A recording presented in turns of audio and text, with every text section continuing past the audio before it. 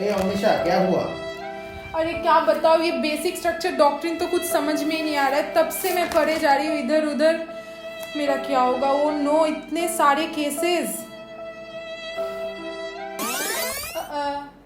तो अब इस बुक को करते हैं बंद, क्योंकि अगर बेसिक स्ट्रक्चर पढ़ते वक्त आपकी हालत भी बिल्कुल ऐसी हो जाती है तो फिर आप बिल्कुल सही वीडियो पर क्लिक किए हैं। इस बुक को अभी साइड में कर देते हैं और आज की इस वीडियो में मैं आपको बिल्कुल एक स्टोरी की तरह सिंपल वर्ड्स में इस बेसिक स्ट्रक्चर डॉक्ट्रिन को एक्सप्लेन करने वाली हूँ। तो हेलो एवरीवन, मैं हूँ अन्वेषा और आप देख रहे हैं ASLC इंस्टीट्यूट का YouTube channel lucid streaming.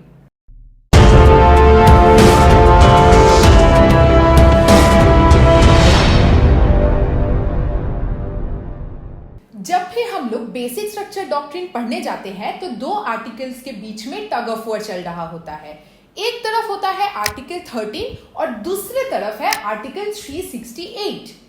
Article 13 ये कहता है कि हमारी कंट्री में ऐसा कोई भी लॉ एग्जिस्ट कर ही नहीं सकता है जो फंडामेंटल राइट्स को वायलेट करता हो। वहीं दूसरे तरफ आर्टिकल 368 हमारे पार्लियामेंट को ये पावर देता है कि वह कॉन्स्टिट्यूशन के किसी भी प्रोविजन को जो है अमेंड कर सकता है। ये दोनों आर्टिकल सुनने में तो बड़ा ही सिंपल लग रहा है, तो फिर ये कंफ्यूजन कहाँ अराइज कर रहा है? इसको एक एग्जाम्पल से समझते हैं। मान लीजिए कि आप एक बार्बर के पास गए अपना हेयर कट करवाने, पर आपने उसे ये नहीं बताया कि कितना बाल काटना है। अब बार्बर जो है वो अपने मर्जी से आपको शाहरुख खान जैसा हेयर स्टाइल दे सकता है, या फिर सलमान खान वाला तेरे नाम का भी हेयर स्टाइल दे सकता है, या फिर वो आपको पिटबुल की तरह गंजा भी बना सकता है। तो यही सेम चीज हो रहा है आर्टिकल 368 के साथ में, क्योंकि जब पार्लियामेंट को ये पावर दिया गया कि वो हमारी कॉन्स्टिट्यूशन को अमेंड कर सकते हैं, तो यहाँ पे ये डिफाइन करना बहुत जरूरी होता है कि पार्लियामेंट का पावर कितने एक्सटेंट तक है। क्या वो हमारे फंडामेंटल राइट्स को पूरे तरीके से हमारी कॉन्स्टिट्यूशन से हटा सकते हैं? तो इस प्रॉब्लम को सॉल्व करने के लिए हमें दो क्वेश्चंस का जवाब चाहिए होगा।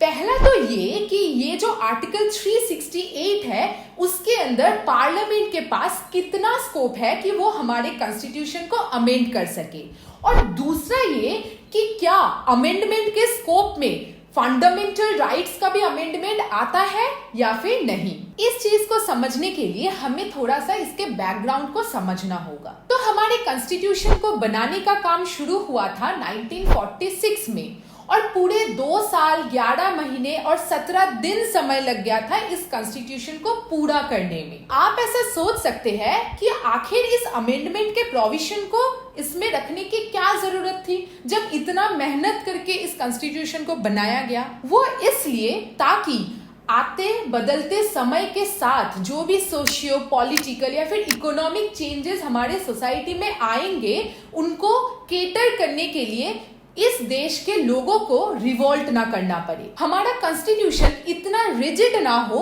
कि आने वाले समय में जो भी चेंजेस आ रहे हैं उसके हिसाब से इसे बदला ना जा सके। तो इसलिए आर्टिकल 368 में हमारे कॉन्स्टिट्यूशन मेकर्स ने ये लिख दिया कि हमारे कॉन्स्टिट्यूशन को अमेंड किया जा सकता है, और उस अमेंडमेंट के प्रोसीडियर्स क्या होंगे उसको भी जो है परफेक्टली डिफाइन कर दिया गया। सब कुछ बिल्कुल ठीक चल रहा था जब तक कि 1951 में हमारे कॉन्स्टिट्यूशन का फर्स्ट अमेंडमेंट एक्ट नहीं आया। तो हमारा कॉन्स्टिट्यूशन जब बना था उसके अंदर 7 फंडामेंटल राइट्स हुआ करते थे।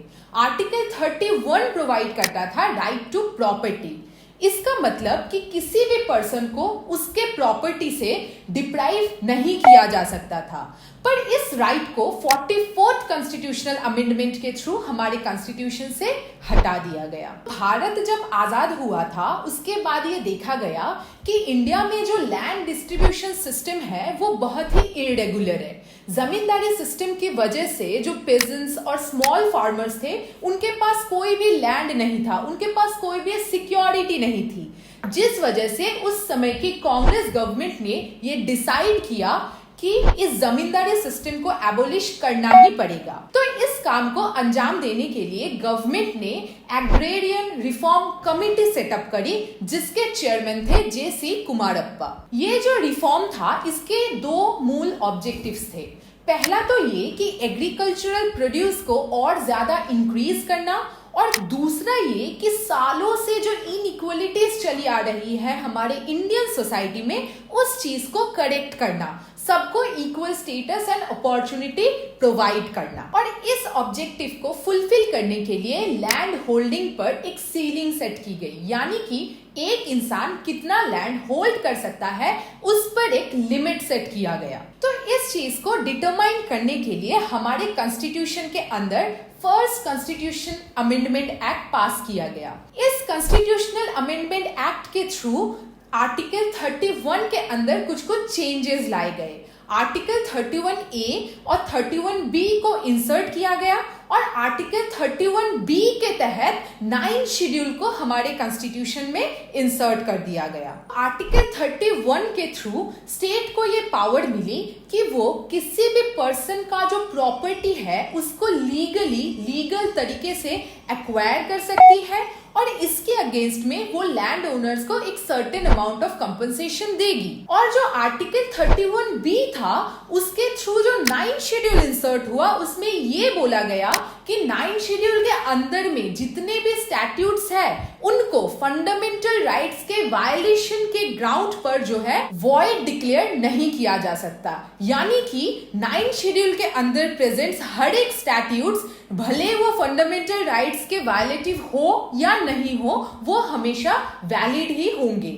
जुडिशियल रिव्यू के स्कोप को 9 शेड्यूल से हटा दिया गया था। इस वजह से जो है लोगों के फंडामेंटल राइट्स वायलेट होने लगे। लोगों की जो स्कोप है फंडामेंटल राइट्स के अंदर, वो काफी ज्यादा रिड्यूस और कंस्ट्रेंट हो गई, जिस वजह से हमारे इंडिया में पहला केस हुआ शंकरी प्रसाद वर्सेस यूनियन ऑफ इंडिया। अब इसके आगे ध्यान से सुनिएगा, क्योंकि इस बेसिक स्ट्रक्चर डॉक्ट्रिन के डेवलपमेंट का ये सबसे पहला केस था। इस केस का कंटेंशन ये था कि ये जो फर्स्ट कॉन्स्टिट्यूशनल अमेंडमेंट है वो हमारे कॉन्स्टिट्यूशन के पार्ट 3 जो कि फंडामेंटल राइट्स को गारंटी करता है, उसको वायलेट कर रहा है। तो इसलिए आर्टिकल 13 के क्लॉज 2 के तहत ये अमेंडमेंट एक्ट जो है वॉइड है। आर्टिकल 13 का क्लॉज 2 ये कहता है कि स्टेट ऐसा कोई भी लॉ नहीं बना सकता है जो हमारे फंडामेंटल राइट्स को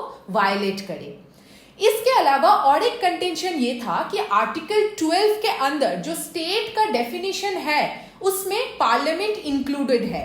तो इस वजह से आर्टिकल 13 के अंदर जो लॉ टर्म है उसके डेफिनेशन में कॉन्स्टिट्यूशनल अमेंडमेंट भी इंक्लूडेड होना चाहिए। तो सुप्रीम कोर्ट ने इस पूरे कंटेंशन को गलत बताते हुए ये कहा, आर्टिकल 368 के अंदर जो कॉन्स्टिट्यूशन को अमेंड करने का पावर है उसमें फंडामेंटल राइट्स को भी अमेंड करने का पावर इंक्लूडेड है। और साथ में ये बताया कि आर्टिकल 13 क्लॉज 2 के अंदर जो लॉ का डेफिनेशन है उसमें ऑर्डिनरी लॉज जो लेजिस्लेचर पास करती है वो इंक्लूडेड होता है, ना कि कॉन्स्टिट्यूशनल अमेंडमेंट्स। इसके बाद 1964 में हमारे इंडियन कॉन्स्टिट्यूशन का 17th अमेंडमेंट एक्ट आया। इसके थ्रू 44 नए स्टैट्यूट्स को 9 शेड्यूल के अंदर में इंसर्ट कर दिया गया, और आर्टिकल 31A और 9 शेड्यूल को फर्दर मॉडिफाई करते हुए ये बताया गया कि जब तक कोई इंसान किसी लैंड का मार्केट वैल्यू पे नहीं करता तब तक उस लैंड को वो पर्सनल कल्टीवेशन के लिए यूज नहीं कर सकता है। तो इस तरीके से जो है फंडामेंटल राइट्स और ज्यादा रिस्ट्रिक्ट हो गई। और जैसा कि मैंने पहले बताया, 9 शेड्यूल को हम फंडामेंटल राइट्स के वायलेशन के ग्राउंड पे वॉइड डिक्लेयर नहीं कर सकते या फिर उसे चैलेंज नहीं कर सकते। इस वजह से अलग अलग state governments land reform acts को छोड़कर अलग अलग और एक्ट्स को भी उसमें इंक्लूड करती रही। तो इस 17th अमेंडमेंट को Sajjan Singh versus state of Rajasthan के केस में चैलेंज किया गया। तो इस केस में सुप्रीम कोर्ट के मेजॉरिटी बेंच ने शंकरी प्रसाद केस के जजमेंट को अपहेल्ड करते हुए ये कहा, कॉन्स्टिट्यूशनल अमेंडमेंट का मतलब होता है कॉन्स्टिट्यूशन के हर एक प्रोविजन का अमेंडमेंट, और ये चीज इंडिया में लैंड डिस्ट्रीब्यूशन को ठीक करने के लिए जरूरी है।